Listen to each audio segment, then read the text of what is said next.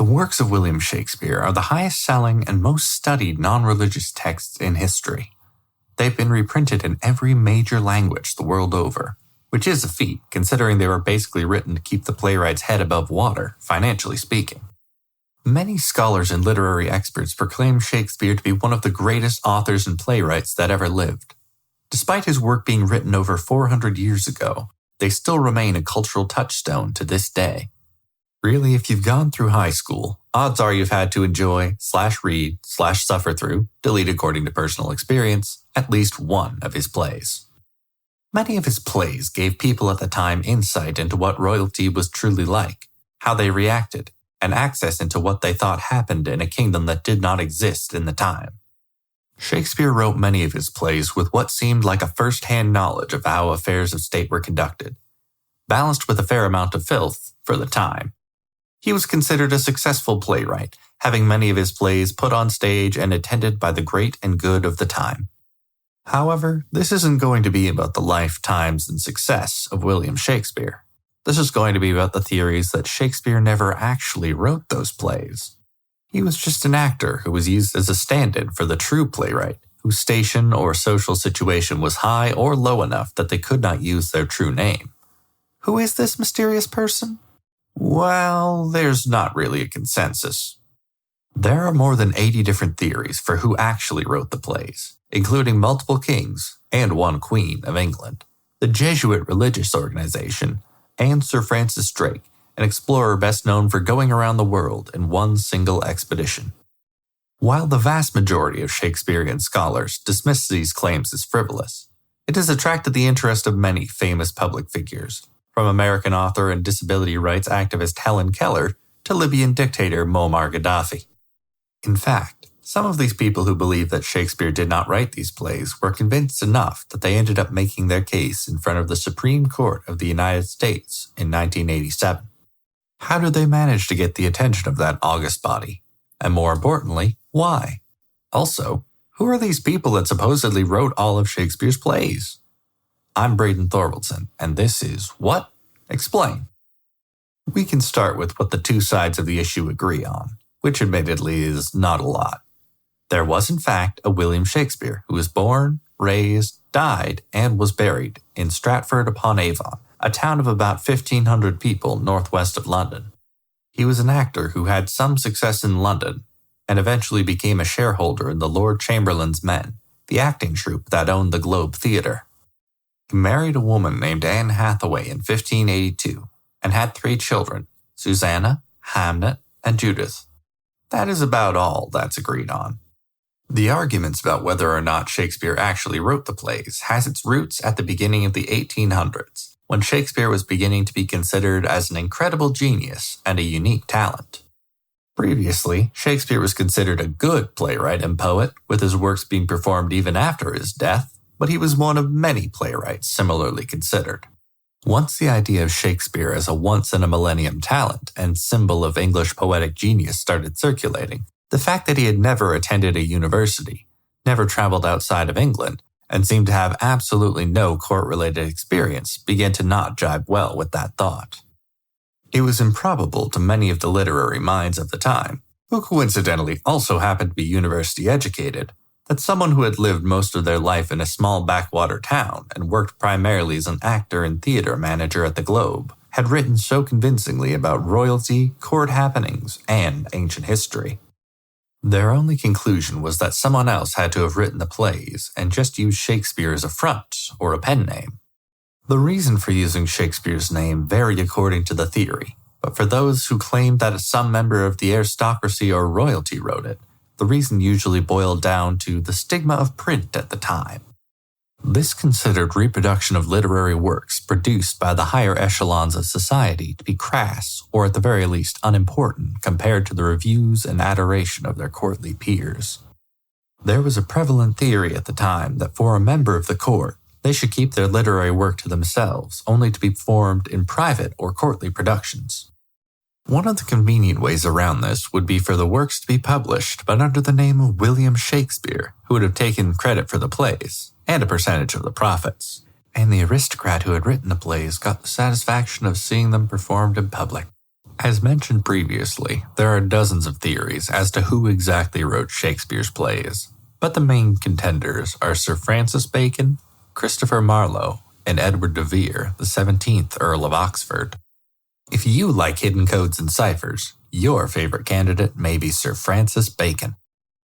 An English philosopher, statesman, and Lord High Chancellor of England from 1617 to 1621, Bacon was the first alternate authorship candidate people coalesced around when doubts about Shakespeare began to arise.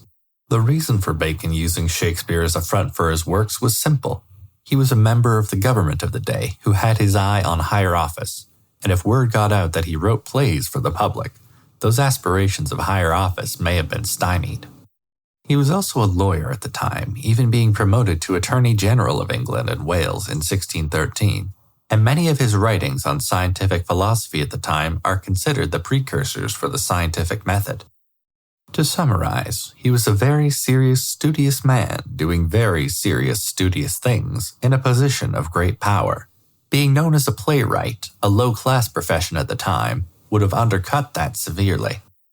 Many of the Victorian thinkers of the 19th century believed that the author of the plays was a man of vast and boundless ambition and attainments, a philosopher, a poet, a lawyer, and a statesman. Francis Bacon seems to tick all those boxes much more than Shakespeare himself. One twist that had put Bacon as the top candidate initially was the theory that he had in fact revealed his authorship of the Shakespearean plays through secret ciphers hidden throughout the text. In 1605, Bacon had published a type of cipher called a bilateral cipher that needed two typefaces in order to be legible. The message would be concealed in how the text was presented rather than the actual content of the text. The first typeface would be considered a 0, while the second would be a 1. Each letter of the alphabet in the cipher was made into a 5-bit code, a precursor to the binary that is used in computers today.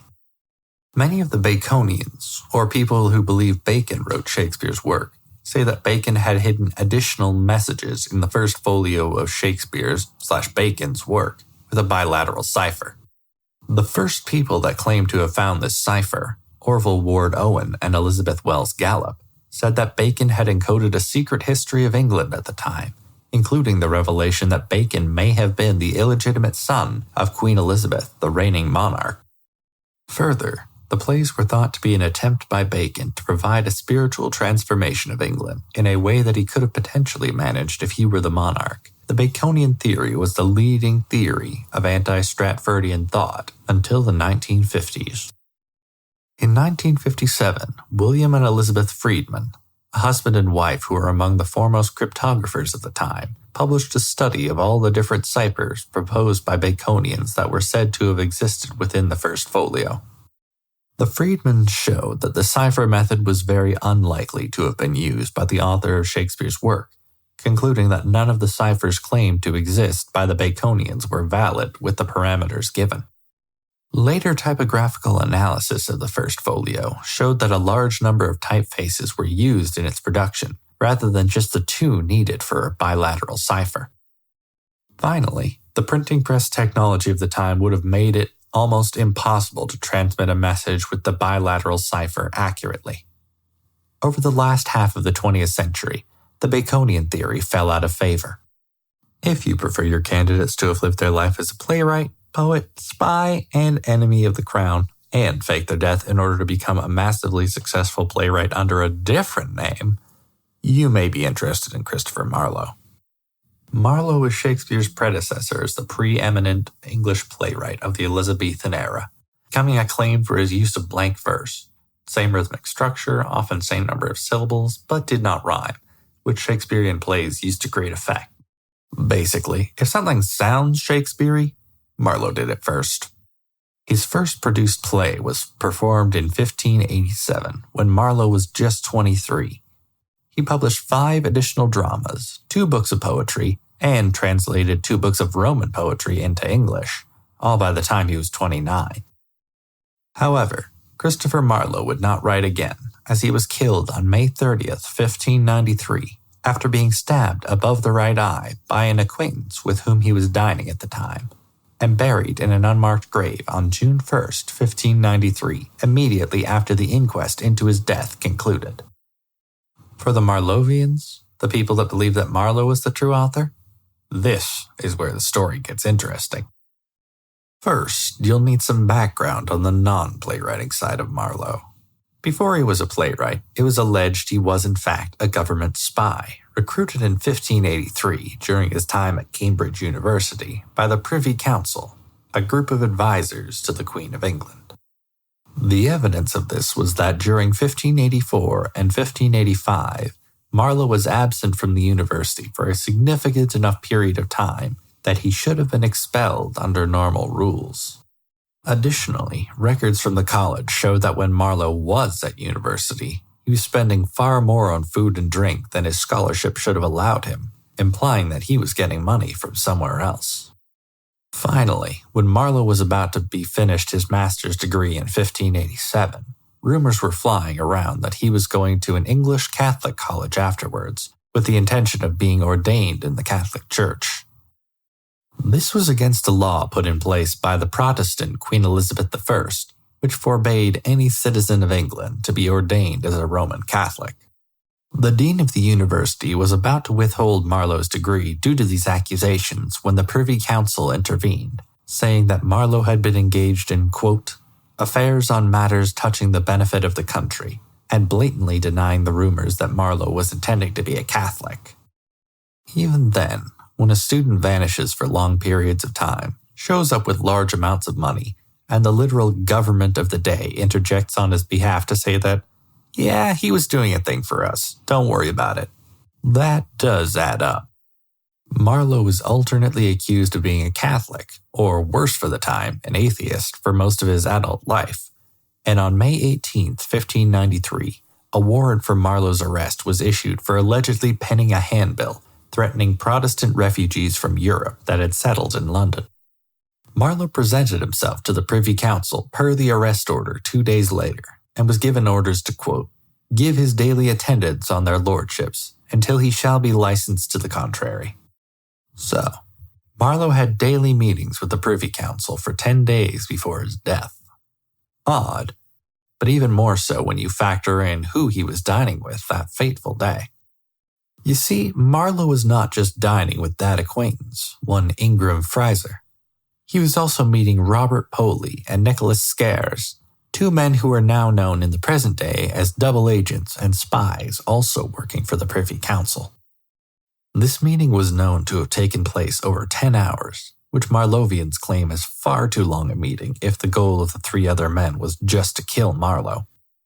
The Marlovian theory was that the three men and Marlowe came up with an idea to fake Marlowe's death, as he was under far too much scrutiny with accusations of atheism and turning others to atheism to function as a spy.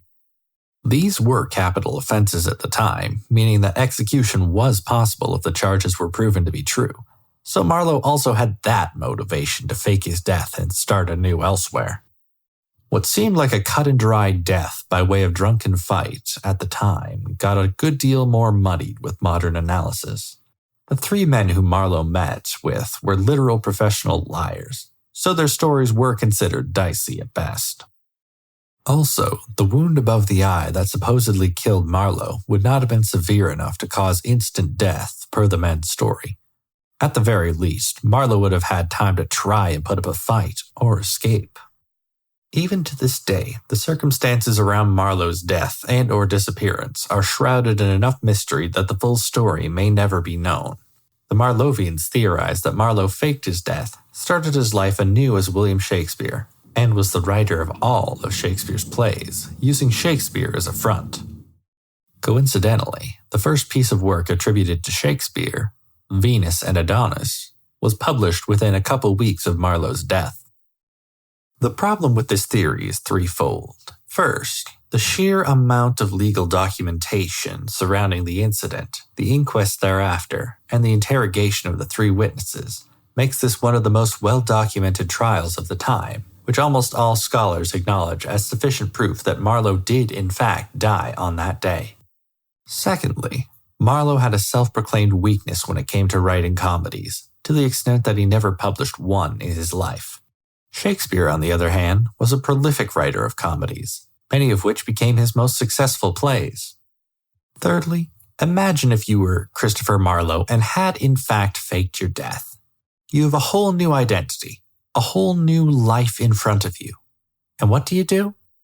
The literal exact same profession your old identity did, but more famous, in a fame-driven and gossipy industry, without leaving a trace of your identity and giving all the credit to someone else entirely.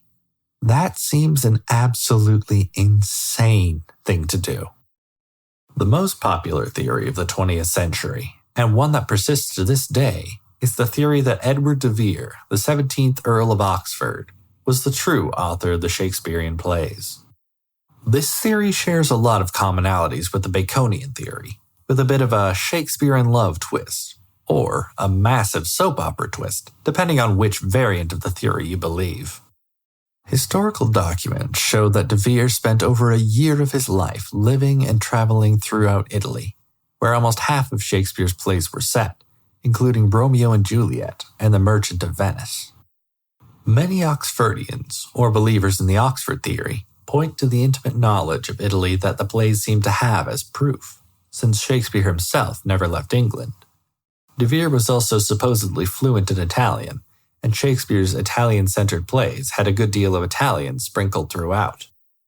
De Vere was also a lawyer, as well as a member of courtly society, so he would have had both knowledge of court occurrences and legal matters, which played prominently in Shakespeare's historical plays and sonnets, respectively. He also ticked the box of being highly educated, which was one of the main beliefs in the 19th century of what the true writer of Shakespeare's works should be. The evidence that many Oxfordians hang their hat on, however, are the similarities in events in de Vere's life to those in Shakespeare's plays. Hamlet is one of the strongest examples of this for the Oxfordians. Spoilers for an over 400-year-old play are going to follow, so if you're wanting to go into Hamlet spoiler-free, please fast forward a couple minutes. Okay, now we get into the meat of this. In the first act of the play, we find that Hamlet's father was murdered and his mother remarried within 2 months, an amount of time that was far too quick for Hamlet's liking, to say the least. Similarly, de Vere's father died in 1562 when de Vere was 12 years old, and his mother remarried within 15 months, which wasn't unusual for members of higher society at the time, but would probably have had an effect on the boy. Additionally, the character of Polonius seems to have had many parallels to Sir William Cecil, de Vere's legal guardian after his father died. Cecil had control over the de Vere estate until Edward turned 21, so it was safe to say that there were some harsh feelings on that front. In a very shrewd political move, Cecil allied his house with de Vere's by marrying off his 14-year-old daughter to Edward, who was 21 at the time. As a result, Cecil had cemented his connection with the second most powerful earldom in England, and de Vere must have felt some aggravation at his former guardian, now current father-in-law. Oxfordians say that Hamlet was more an autobiography than anything for de Vere. Now all of that does follow, but there's nothing remotely adjacent to the soap opera twist that I promised earlier. Well, hold on to your socks because I'm not done yet. There's a secondary splinter theory for some Oxfordians, known as the Prince Tudor theory. This theory states that not only did Oxford write all of Shakespeare's plays, but he also fathered an illegitimate child with Queen Elizabeth I. This child was given the name William Hughes, and he would later go on to become an actor, under a pseudonym. Guess which name he chose. Go on, take a guess. I'll give you a hint. He only changed the last name. William Shakespeare. He took that name because he knew his father wrote under the pen name, which he took from a third William Shakespeare, who is the man we know from Stratford-upon-Avon, but he was just a law student, not an actor or a writer.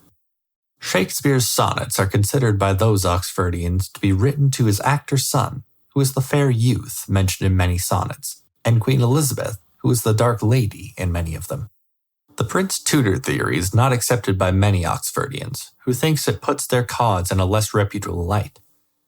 Even so, Edward de Vere was considered the prime alternative candidate for who actually wrote Shakespeare's works during much of the later 20th century, to the extent that they actually took their argument in front of the Supreme Court. Well, Kind of. In 1976, a writer named Charlton Ogburn Jr. was elected president of the Shakespeare-Oxford Society, an organization that was the largest collection of Oxfordians in North America. Ogburn Jr. had the realization that the Oxfordians were hitting a brick wall trying to convince the academic establishment of their theory. They needed to take their arguments directly to the public. The society altered their approach and circumvented academia entirely, appealing to the media and the public that Oxford was a candidate on equal footing with Shakespeare himself, and it was only an entrenched authority put into place by conventional academic thought that kept this from being true. Considering that this was less than 5 years after the Watergate scandal, the public was very receptive to the thought that there was some significant truth being covered up by those in power, even if that was about a playwright from over 3 centuries ago. As much as they could, Ogburn and the Society got attention on the issue through television debates with noted Shakespeare scholars, opinion editorials in whatever outlets would publish, and through moot court trials, where arguments were made in front of a mock jury or judge in order to see who had the most persuasive argument. After over 10 years of non-stop effort, Ogburn was confident enough in his arguments that he wanted to have them validated by the top legal minds in the United States. On September 25, 1987, 3 justices on the Supreme Court of the United States convened a one-day moot court to hear the Oxfordian case. The Society presented all their evidence, explained all their theories, and made sure that every part of their argument was made known before the 3 justices. At the end of the moot court, they waited for the judge's verdict. Unanimously, the justices declared that the Oxfordian case was based on a conspiracy theory with no concrete evidence, and that the reasons given for how this conspiracy occurred were both incoherent and unpersuasive. One of the main reasons that this theory was said to not hold water was that Edward de Vere died in 1604, before many of Shakespeare's plays were published. Oxfordians said that the post-1604 plays were finished off of drafts provided by de Vere, but the argument was not accepted. Undeterred, Ogburn decided to try again on the other side of the Atlantic Ocean in Great Britain. A retrial of the argument was scheduled in November of 1988.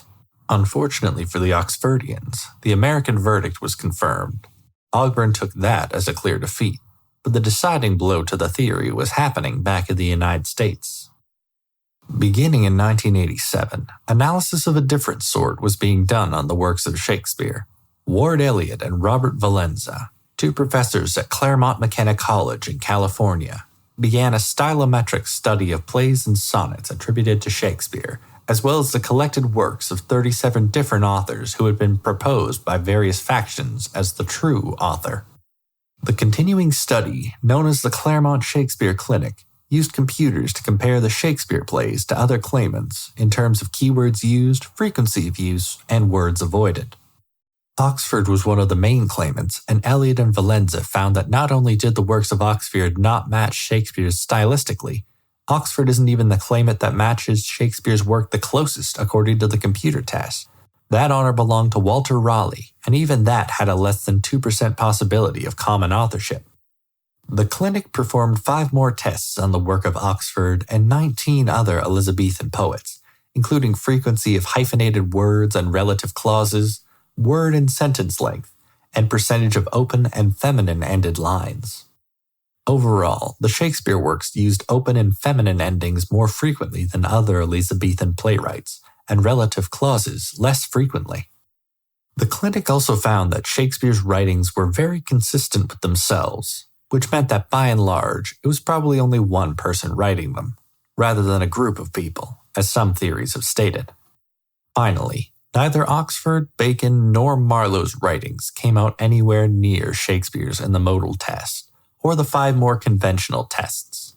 Eliot and Valenza concluded that it would have been almost impossible for any of these 3 playwrights to have written the works of Shakespeare as they had been published. The origin and reappearance of the Shakespearean authorship question came from 2 very different societal changes. The origin was the beginning of the public shift in perception of Shakespeare from successful playwright to the greatest playwright who ever lived, and their genuine disbelief that the son of a Glover had access to the knowledge and learning to write the way he did. Many academics and playwrights hundreds of years later had a romanticized idea of a university-educated, well-traveled man putting his personal experiences on the page, rather than an actor who simply had access to enough books that he could make a decent guess as to what a place is like. Amazingly, the idea that someone could write about something they hadn't personally experienced did not seem to have occurred to anyone back then. The reappearance of the authorship question in the public mind in the 20th and 21st century was less about the public's unwillingness to believe that Shakespeare could have written his works, but rather about their willingness to believe that a government or authoritative body could execute a cover-up so well as to be undiscovered for hundreds of years. It's no coincidence that conspiracy theories as a whole increased at about the same time as the Shakespeare authorship question went back into vogue. If someone could cover up a break-in at the Watergate Hotel for as long as they did, what else could they be covering up? Or so the theory goes. By and large, the authorship question remains one of the more interesting conspiracy theories, in my opinion. The shift in opinion from, this is impossible for Shakespeare to have done this, in the 18th century to, anything is possible, including a massive cover-up of the true author's identity, in the 20th and 21st century, while still maintaining the same conclusion, is absolutely incredible. Not only has the theory been maintained, but wilder variants of it seem to spring up. But I suppose, as Shakespeare himself wrote, there are more things in heaven and earth, Horatio, than are dreamt of in your philosophy. Or maybe it was Oxford, or Marlowe, or Bacon, or whomever. I'm Braden Thorvaldson, and I'll talk to you in a couple weeks. Audio mixing for this episode was done by Craig Murdoch, who could auto-tune this entire podcast, but in his infinite wisdom does not. If you want to be up to date with all things podcast related, why not follow us on Instagram at WhatExplainPod and on our Facebook page as What Explain Podcast. Don't forget to subscribe to us on Apple Podcasts, Spotify, or wherever you get your podcasts. And if you have some time, please rate and review us. It does help push us to the top of some algorithms, making sure more people can hear the podcast. Word of mouth is also immensely helpful, so if you have a friend, family member, coworker, or favorite grocery bagger that you think may like the show, please let them know. Thanks again, and I'll talk to you all in a couple weeks. Bye.